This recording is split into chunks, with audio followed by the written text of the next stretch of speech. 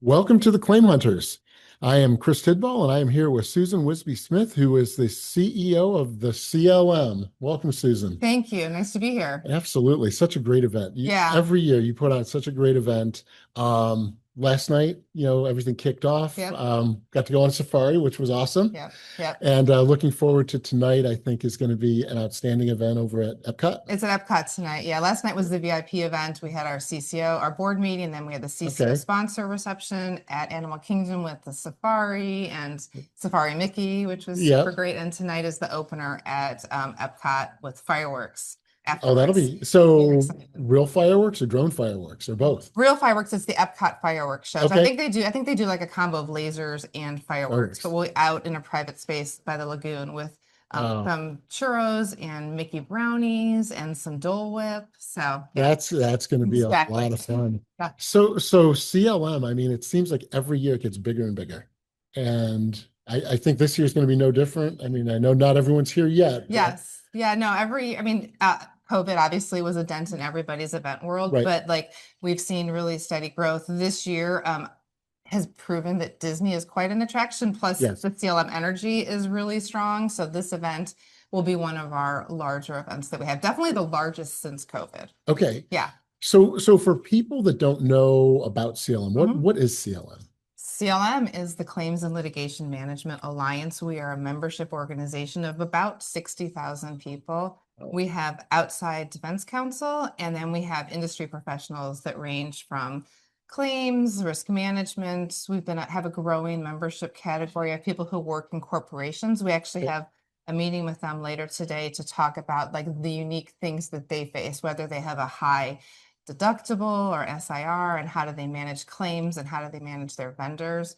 And then we also have service providers and vendors in the community as well. Yeah, it seems like a who's who. I mean, you walk around here, and I mean, obviously, I've been in the industry for most of my life. Same. Seems like forever, right? I mean, just a few years.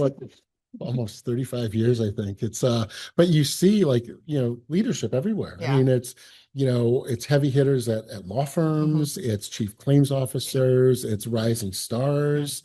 I mean, what do you think is the draw? I mean, what gets people to these events? So it's interesting, like back in the day, one of the draws was law firms were trying to get clients and grow their client base. Well, tables have flipped, right? Law firms, as we know, are turning down business because they're having an industry challenge in terms of talent and people leaving. I was just talking to somebody who one of his partners is moving to the plaintiff side. And that is, I remember the first time I heard an attorney moving to the plaintiff side, everyone was like, oh my, like shocked. It happens all the time now, right? Yeah.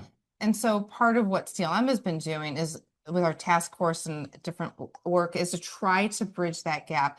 Like, why are people leaving the defense counsel side? And it's really because of they don't want to be micromanaged. The billing is so complicated. Their efforts are less on practicing law, and more on just stuff that's not fun. And they're like, I can do this elsewhere. Like, this isn't fun for me. So what we've been really trying to do, thanks to a lot of the help of CCOs like Krista Glenn, who's our Lifetime Achievement Award winner this year, and many others, is have meaningful conversations with chief claim officers and managing partners of law firms for like, how can we work together better? So working on guideline revisions, some suggestions of moving from like Krista's perspective, which is more like just be reasonable and let's partners in solving this matter together.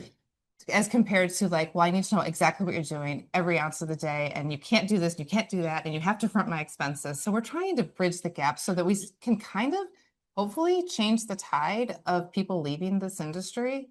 It's a challenge. In fact, I have to look at it, but a friend of mine who's a chief claim officer at a company sent me over a PowerPoint this morning that he got from the plaintiff side. Oh. And it's from an event like this where they all come together and they talk strategy. Yeah.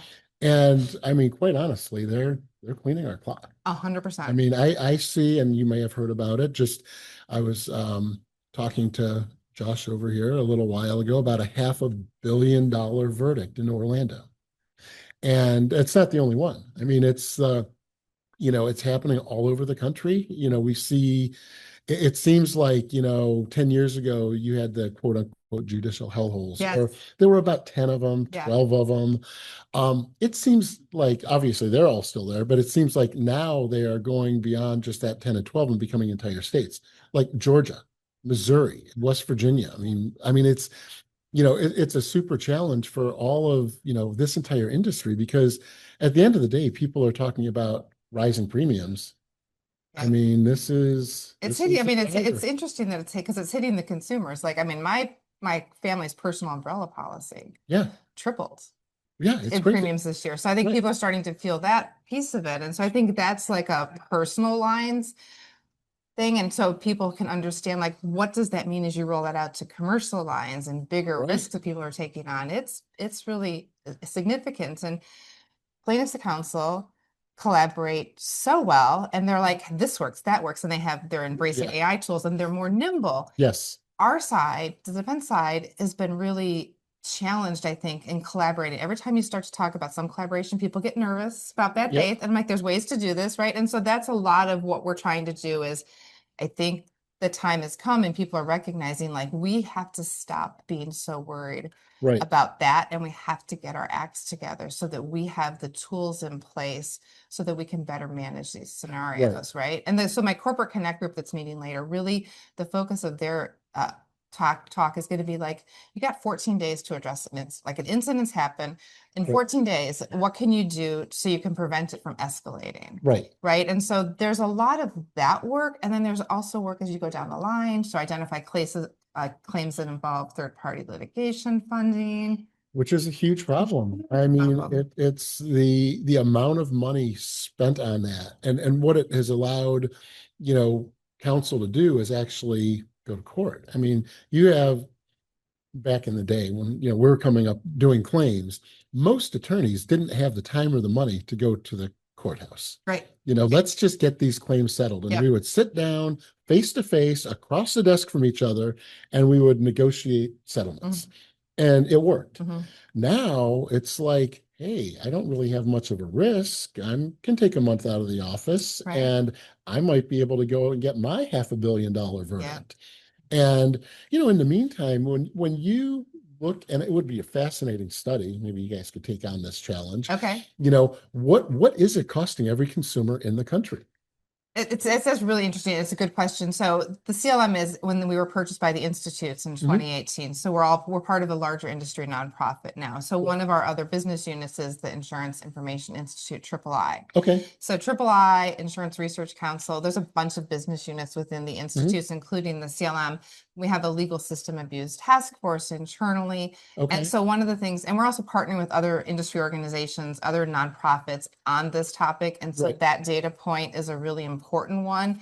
And a lot of what III does is consumer education, right? So like educate the consumers on what this means to you in your pocket. Also educate consumers on like, if you're buying insurance, you don't want to be shopping on price always. Like if you shop on price and you have a claim and it's not covered, it's not the insurance company's fault. It's because you didn't buy the coverage for the thing. And that's hard, right? But that doesn't make the news. It's like, oh, they turned me down. Well, like you didn't buy the coverage. And it's because consumers don't have the education that they need. So there's a lot of work that needs to be done there to help elevate all of this. Yeah, I think, what's interesting, whenever you see something, big in the, related to insurance, hop on social media, right? And it's always the insurance company's fault. I mean, insurance companies it's a highly regulated industry. Most states, like Florida, for example, has excess profit taxes. So you can't gouge the customer and walk away with the profits. It's illegal. And those same, roadblocks aren't in place for the plaintiff's attorneys. Right. I mean, we've got in our industry, we've got a set of rules that we have to live by. And for them, it's the wild, wild west. And they can make as much as they want. You take the largest law firm in the country is just going around gobbling up smaller law firms and becoming bigger and bigger and bigger and bigger. Where's the antitrust? Where's the anti-monopoly? I mean, could you imagine if like State Farm went and bought Geico and Progressive and Farmers? I mean, the government would be all over that. And it's just not happening. And I think, I mean, we won't get into politics, but it's, you go up to the legislature in Tallahassee, I mean, a lot of trial lawyers up there. Yeah. And I Yeah. think we're not the only state. No. And that's one of the things, like our parent nonprofit is a C3, so there's no lobbying allowed, but Right. there are lots of other, obviously, industry organizations that are lobbying and trying to counteract Yeah. that messaging. And like the point that I always want to make with claims is like, look, on our side, we're not here to defend the claim. We're here to like have fair and timely resolution of the claim. Like Right. our job is to not settle that claim for as little as possible. It's like, what is fair, Right. and how quickly can we get to fair Yes. and close that claim out? Because that ultimately serves the injured parties best. And so we want to get there. It's not that we're trying to like, get out of paying the claims, because Right. that's the point of the insurance. Like, No, that's what we're here for. You pay what's fair. I mean, Exactly. that's how I was probably how you came up with Yeah. claims. It was you pay what you owe. Yeah. Not more, not less. You just figure out what you owe. And I personally can't think of a claim in probably the history of the world that's worth $500 million on a personal injury lawsuit. Yeah. It is a problem in the way they're anchoring, and it's just a bigger problem. Like, it's also, if you look at this research, like younger jurors Right. are more inclined to give more money, right? And Yeah. they also are more of the belief that like want to pin it to the man, right? The like corporations are bad. Like, corporations are bad, so like, yeah, they can pay millions and millions, but even where it doesn't make sense. So obviously the jury pool is going to come up. There's going to be more of that, and we need to figure out a way to manage that better. It's challenging. We were talking earlier about, would it make sense to explore the option of having professional jurors rather than the traditional jury system? And I do think this exists in other countries, not all countries, but in other countries, but people that are well trained in the law that can take the emotion out of the whole courtroom experience, because so much of this is driven by emotion. Yeah. I mean, I get it. You have a horrific injury, and a beautiful person is hurt or maimed or killed. And we've got kids. I mean, you're sitting there, it's like, you sit there and cry, and it's like, it happens all the time. And so then you get these excessive verdicts, and they end up on appeal and appeal and appeal, and years go by, and probably they're going to get a fair amount at the end of the day, but 20 years later. So right. It's not great for them. Yeah. Yeah. I mean, I think there's probably a better way, I've been a juror 4 times. Really? Yeah. And I went the first time I did, I'm like, I could do this for a living. Like, I got this. Like, I can be unbiased. And it was really, really interesting. I think I did my last one a couple years ago. I'm probably gonna, it was 20 years between the last couple. So maybe I'll be done. I don't know if they'll call me again. We'll see. Yeah. I love it. It's surprising. I mean, I've been obviously, called to the jury pool. I made it to the jury panel one time, and there were a lot of questions because of obviously my background in claims. Yeah. This was a criminal case, so a little bit, different. But family in the military, family in law enforcement. It's like it ended up settling. Okay. It settled because I wasn't wanted on the jury. Okay. So I think the case they want. Every time I make it to the pool, I get picked. Yeah. So there must be something about me. They're like, oh, she probably can handle this. Yeah, absolutely. But I mean, it's a fascinating experience. It is. It really is.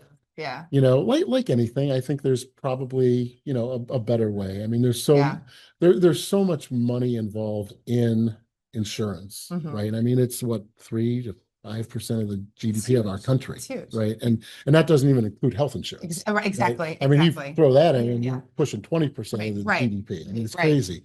But yeah, so I think, you guys serve a really valuable purpose in terms of, getting the message out there, the research that goes on the back end. I've heard, I speakers before, and they're fascinating. Yeah. They're just the amount of information they have, the data they have, the trend lines they put together. And it's something that I wish everybody could hear more of. Right. Because, as we get more informed, we can make better decisions. Yeah. And just understand like the whole ecosystem that we're dealing with. Well, tomorrow morning, our general session will be unveiling the results of our most recent litigation management study that we conducted. So we do that every couple of years.